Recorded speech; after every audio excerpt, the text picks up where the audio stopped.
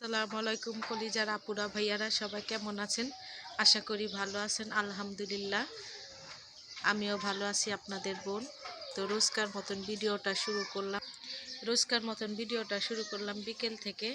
তো অনেক কাজ আছে আজকে। তো মেয়েটার শরীর ভালো না, আগের ভিডিওতে বলছি। তো মেয়েকে নিয়ে একটু ঝাড়াতে নিয়ে যাব, মেয়ে আর ছেলে মেয়েকে নিয়ে দুজনকে আমি সাথে যাব। আর টিভিটা বলছিলাম যে টিভিটা নষ্ট, টিভিটা ঠিক করাতে নিয়ে যাব। তো দেখতে থাকুন পুরো ভিডিও, ভালো লাগলে লাইক কমেন্ট শেয়ার করবেন, পাশে থাকবেন বোনের। আর চ্যানেলটা একটু ভালো লাগলে সাবস্ক্রাইব করে দিবেন।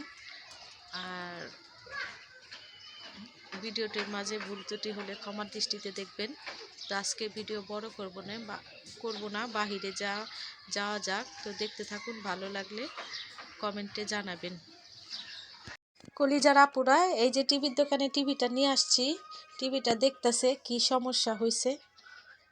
তো এই দোকান থেকে আমি সবসময় টিভি ঠিক করি, পরিচিত এক দোকান।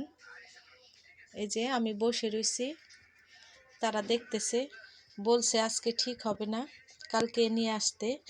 আমি রেখে আসছি। এখন আসছি মেয়েকে আর ছেলেকে নিয়ে হুজুরের কাছে।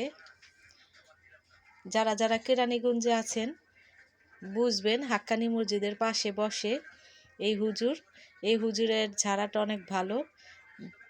পরা পানি, সরিষার তেল, পানি পড়া, তেল পড়া, কাইতেন পড়া দেয়, বাচ্চাদের জন্য অনেক উপকার হয়।